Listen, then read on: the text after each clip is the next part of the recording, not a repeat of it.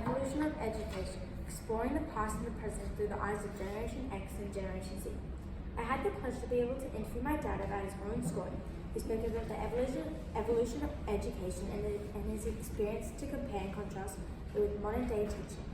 I wanted to research and talk about my dad about what school was like, what he did, what the structures looked like, and what the classroom looked like, how the teachers treated him in the past.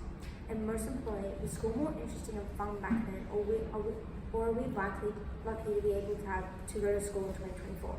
With so many advancements in technology, surely schooling must be much more interesting for Generation Alpha. My dad started his schooling in Australia in 1979 and graduated in 1991. He went to school at the Gold Coast, which is Queensland, Australia, in the Paradise Surfers Primary School. To begin the interview, I asked him what the average school looked like when he was my age, including the classrooms, building, and playgrounds. Classrooms. The classroom had a plain wooden desk and chairs and had a blackboard for the teacher to write with chalk. Technology was mostly non-existent back then, so they only had a clock. The classroom had carpet and was mostly plain and didn't have many things inside. There were windows that you had to wind up so nobody could fall out. There wasn't any blinds or air conditioning and they only had fans, so it was really hot in the classroom during the summer. These days we have interactive whiteboards instead of blackboards, and the classrooms are air conditioned. However, classrooms today still look very much the same. They have chairs, tables, windows, and boards. Buildings and playgrounds. The buildings are mostly two-story and made of brick and timber. In Queensland, the school had lots of different classroom blocks with the classroom upstairs, big verandas, and an undercover play and eating area underneath. Kids would either sit outside on the concrete or grass to eat lunch. They never ate inside. Presently, in Queensland, students still sit outside to eat, unlike the UAE, where students eat inside at tables. They had drinking fountains that they used during the break time, similar to the ones of today, but they did not have toilets instead of fountains, so the water was very hot summer. The playgrounds back then were supposedly really good for students, and they used old fan pipes and made forts during break time. My dad used to play football every break, but he recalls lots of metal monkey bars that students used to hang upside down. Schools mostly use different play equipment like timber adventure playgrounds, not metal bars. As my dad explained, playgrounds totally focus on safeties, and whereas in his days students would always be falling out and hurting themselves. How did you get to school? The next part of our interview discussed how students used to get to school. When my dad lived, students could either walk to school or catch the bus. However, most students would ride their bikes. My dad used to ride his bike about 10 kilometers every day to get to school. In speaking, with my cousins, not many students would ride their bikes to school. Like the UAE, most students take the bus or even drive to school.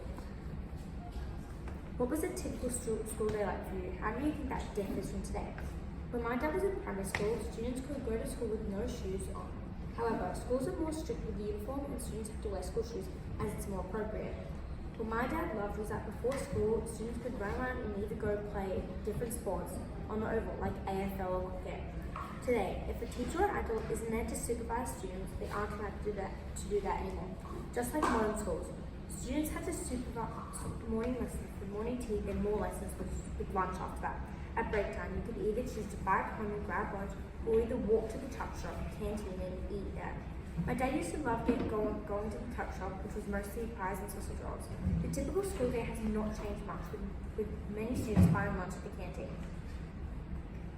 Were there subjects or skills that you learned in school that you think aren't as common as today? They did library studies to learn how to research on their own and borrowed books in libraries, as technology was mostly non-existent back then. So they had to teach them how to find a book and where it was located on library. Now, schools are used to technology taking over education and learning, and we normally use devices for researching and don't use books. Students learn how to using typewriters in class for assessments and assignments, as there were no computers. They did manual arts, which was woodwork and metalwork, like construction in school, which is something global schools have changed over time, as they use 3D printers and laser cutters. Students now never experience typewriters, as technology was formed from the generations and computers are now used. Technology. How did your teachers teach about technology? Students used to write on the blackboards and everyone would normally copy it down on their book. Students used textbooks a lot in their lessons to read and answer questions. Students were able to overhead projectors as well as stencil machines. Students would also be given newspapers and used to cut out and stick them into their textbooks for projects, and learning teachers would have to read and learn everything themselves to be able to teach other students for their projects or lessons without using any information from Google. Now, in this generation, students would use laptops and many other things to write notes and research. Now, students will just search on Google and make a doc or slide for assessments instead of cutting magazines or newspapers. How did you complete schoolwork without computers or internet? They had to handwrite everything in class as well as for homework and assignments. They had to borrow books from school library or community to do their own research for their assessments or homework using encyclopedias.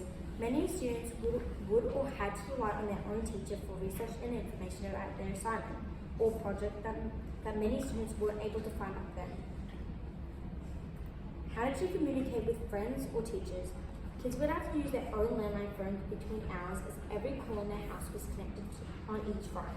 The similar would be seeing your mates or friends after school and taking out there instead of talking on the phone. Most kids lived close by as they had to be close to the school as cars and transport was really expensive then, so you could probably most likely see and play with your friends on the street. Parents would normally sit down and write a letter to the teachers, but you couldn't ring or write to them on the weekend as it's the only 2 days the teachers have a real break. In modern days now, kids would most likely just call them on their phones or chat to them online, which is probably more simple today. Kids still on the streets with their friends, so it hasn't changed really much as I expected. And you can tell, and you can call teachers anytime on the weekend for school, but sometimes you can, so therefore it hasn't changed as much as people thought it would. Last one. What were the punishments for students who misbehave? Some students in primary school cause lots of trouble, and for those types of mistakes or misbehaving students, then would be a harsher punishment than the present. Kids tend not to misbehave. As a punishment, you would get hit by the cane from the principal on the backside, palm of hand, or arm. Back then, kids could physically do things which wouldn't be appropriate now in school. Punishments now would be buddy class and going to the principal or either getting suspended, which is also other punishments. But time has definitely changed these punishments as teachers aren't allowed to physically punish students with canes and whips. Thank you very much, Evelyn.